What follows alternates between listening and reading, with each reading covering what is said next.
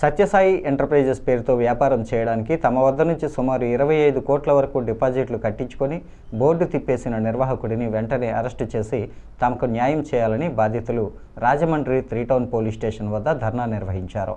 దీనికి సంబంధించిన వివరాలు ఇలా ఉన్నాయి. స్థానిక గోకవరం బస్టాండ్ వద్ద సత్యసాయి ఎంటర్ప్రైజెస్ పేరుతో అగరబత్తీలు, ధూప్ స్టిక్స్, పేపర్ ప్లేట్లు తదితర వస్తువులు తయారు చేసి ఇచ్చేందుకు అవసరమైన మెషనరీ ఇప్పిస్తానని సుమారు 200 బాధితుల వద్ద నుంచి 25 కోట్ల వరకు వసూలు చేసిన నిర్వాహకులు బోర్డు తిప్పేశారు. వారు తయారు చేసిన వస్తువులను మళ్ళీ అతడే కొనుగోలు చేసేలా ఒప్పందం కుదుర్చుకున్నాడు. అతడి ఆచూకీ పత్తా లేకుండా పోవడంతో బాధితులు 3 టౌన్ పోలీస్ స్టేషన్ వద్దకు చేరుకొని సిఐకు ఫిర్యాదు చేశారు. అతని ఫోన్ను ట్రాక్ చేస్తున్నామని, నిందితుడిని త్వరలోనే అరెస్టు చేస్తామని వారికి భరోసా ఇచ్చారు సిఐ. తణుకు, రావులపాలెం, భీమవరం ఏరియాల్లో మేనేజర్లను కూడా నియమించుకొని వారి వద్ద నుంచి పెద్ద ఎత్తున డిపాజిట్లు వసూలు చేసినట్లు బాధితులు చెబుతూ ఉన్నారు. వరలక్ష్మి, దేవి, భాగ్యలక్ష్మి, కుమారి తదితరులు ఈ కార్యక్రమంలో పాల్గొన్నారు.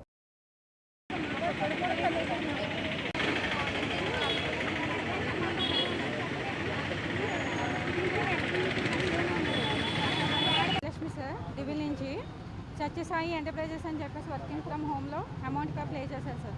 డిపాజిట్ అమౌంట్ వచ్చి 5 లక్షలు ప్లే చేశాను సార్. అలాగే కస్టమర్ల చేత 1,00,000 చొప్పున 10,000 కానించి 1,00,000 చొప్పున 5 లక్షల దాకా అలా కట్టించుకున్నాం సార్.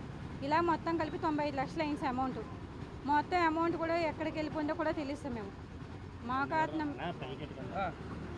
ఆ మేనేజర్ ఎక్కడ ఉన్నారో ఏంటో మాకు తెలియట్లేదు. వాళ్ళకి పోలీస్ స్టేషన్లో కంప్లైంట్ ఇచ్చి 5 రోజులు అయింది సార్. పోలీసులు కూడా ఇంకా రెస్పాండ్ అవ్వలేదు సార్. లెక్కకైతే పోలీస్ స్టేషన్ కంప్లైంట్ ఇచ్చిన తర్వాత 1 డేకి మాకు రావాలి సార్, ఎఫ్ఐఆర్ అవ్వాలి సార్, రావాలి సార్. కానీ అది కూడా లేదు. మాకు న్యాయం జరగాలి సార్. నేను రాజకీయ నాయకులు ఉన్నారంటున్నారు ఇందులో, కానీ వాళ్ళు కూడా వచ్చి మాకు కొంచెం సాయం చేసి ప్రజలకు కొంచెం హెల్ప్ చేయాలని మేము అనుకుంటున్నాం సార్. సుమారు ఎంతమంది ఉన్నారు, ఎంతవరకు నష్టపోయారు? 3,000 మంది జాయిన్ సార్. 25 కోట్లు సార్ అమౌంట్. 25 బ్రాంచెస్. పొలం బ్రాంచ్. నా పేరు సచివాణి. వరదమోహన్ కృష్ణ అని యూట్యూబ్ ద్వారా నేను వచ్చాను సార్. యూట్యూబ్లో వచ్చి నేను ఇక్కడ ప్యాకింగ్ వర్క్ అంటే చూడడానికి వచ్చాను సార్. ఇక్కడ మేము మండల వారీగా మేనేజర్ల కింద ఇస్తున్నాము అన్నారు. సరే, ప్యాకింగ్ వర్క్ ఇవ్వడం, తీసుకోవడం, రాయడం అన్నారు సార్. ఎవరైనా అమౌంట్ కడితే వాళ్ళే బిల్లులు రాయడం అన్నారు సార్.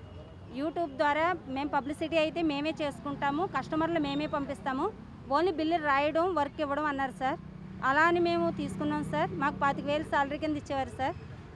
అయితే అలా జరిగింది.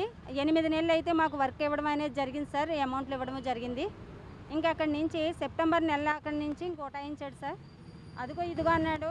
మేము ఫోన్లు చేస్తుంటే ఇచ్చేస్తామమ్మా, ఇచ్చేస్తాను, 2 నెలల్లో సరిపెడతానన్నాడు. జనవరి నెల నుంచి ఇంకైతే మనిషి అయితే అడ్రస్ లేడు సార్. మా ఫోన్ కాల్స్కి కానీ వాట్సాప్ కాల్కి కానీ దేనికి రెస్పాండ్ లేడు సార్.